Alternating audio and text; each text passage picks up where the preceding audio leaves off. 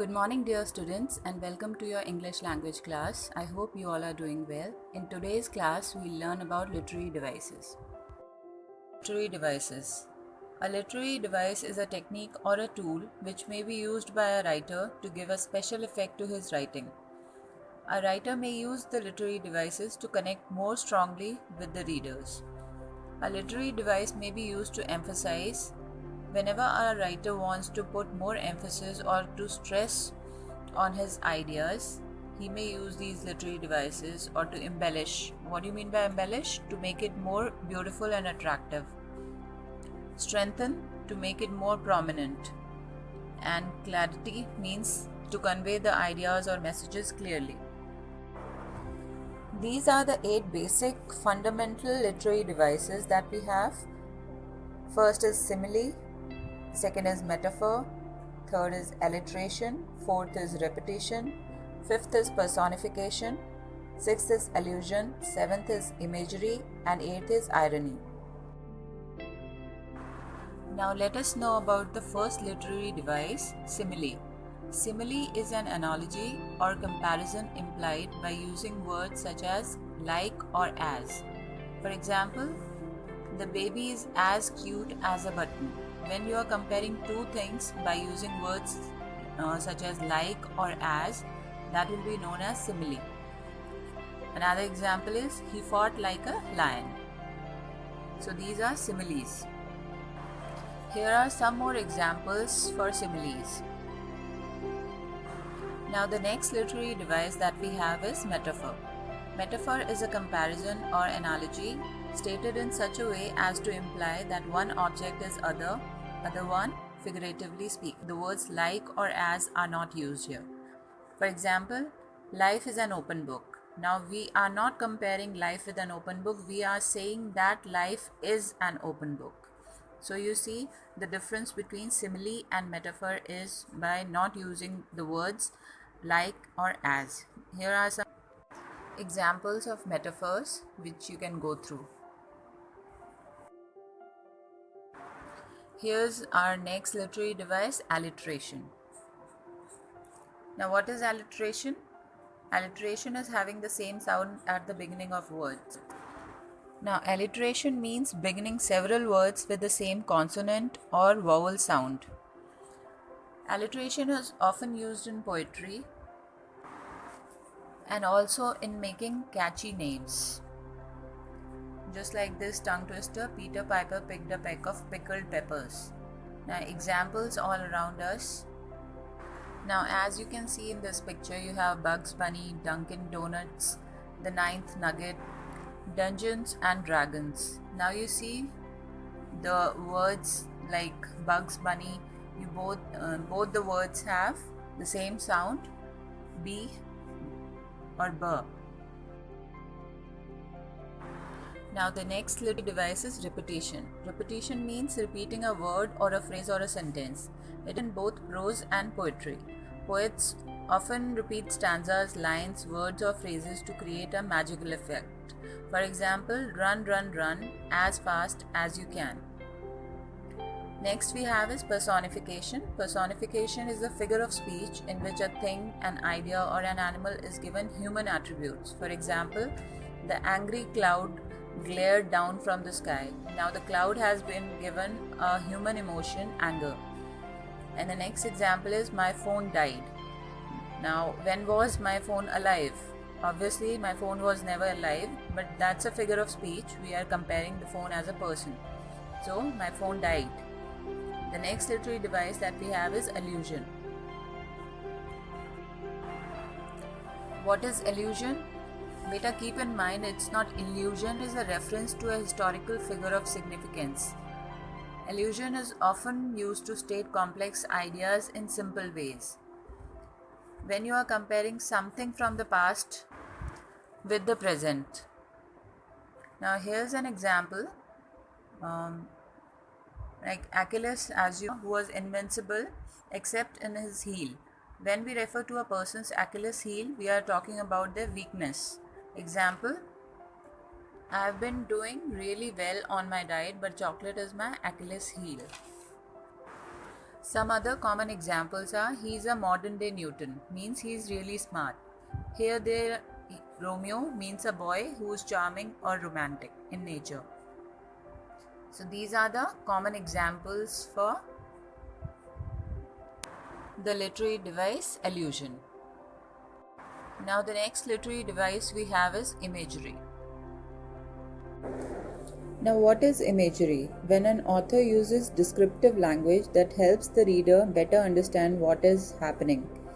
Imagery can mean helping to make an image in the mind, but it can other senses. When the author tries to make a mental image of whatever he wants to express through his words, that literary device will be known as imagery.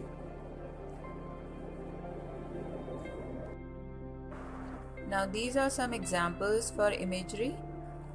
Description using the senses, like we can simply say it was sunny, but if we want to describe it, then we can say the sunlight filled the fields with golden rays. Now this will beautify the simple sentence, it was sunny. Slammed shut, echoing through the entire house. Next literary device we have is irony. Now let us know about irony. When audience knows something and the characters do not, that becomes the dramatic irony.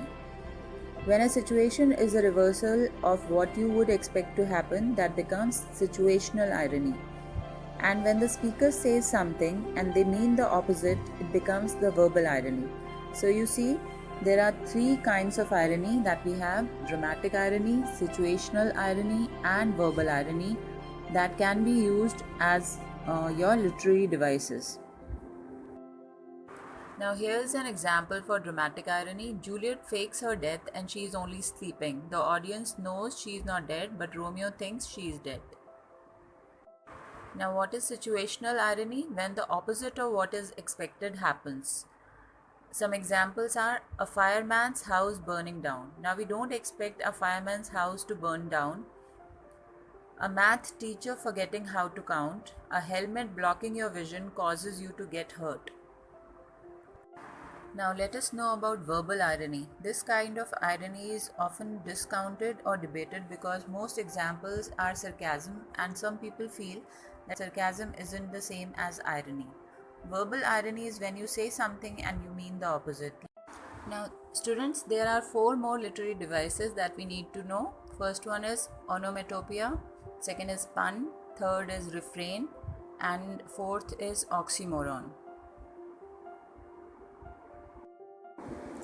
Now let us understand all these literary devices one by one. First one is onomatopoeia.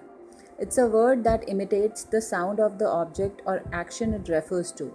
When you pronounce the word, it will mimic the sound of what it is describing. For example, the stone fell into the water with a splash.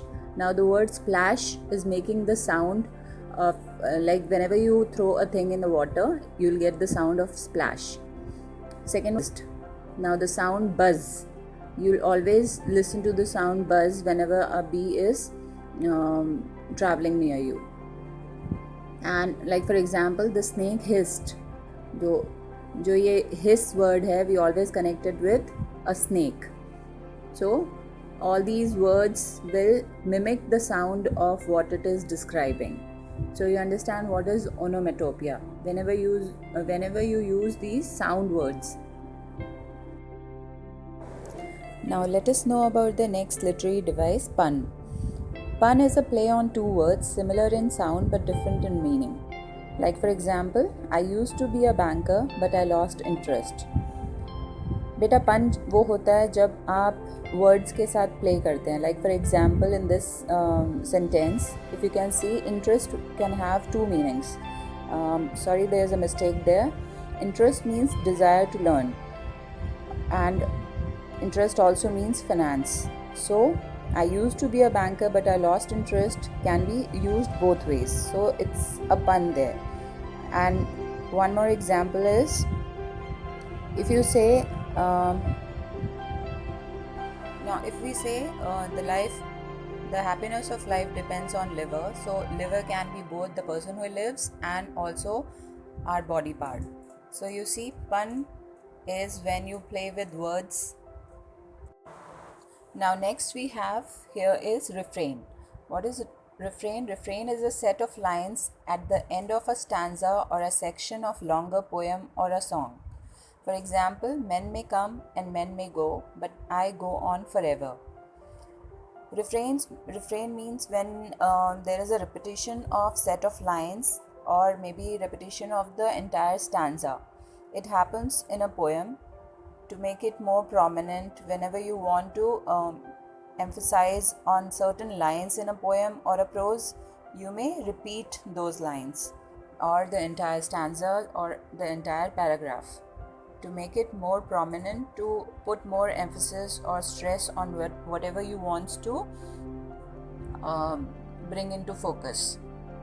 So this is what refrain is. It's a repetition of a set of lines or the entire stanza in a poem or a song.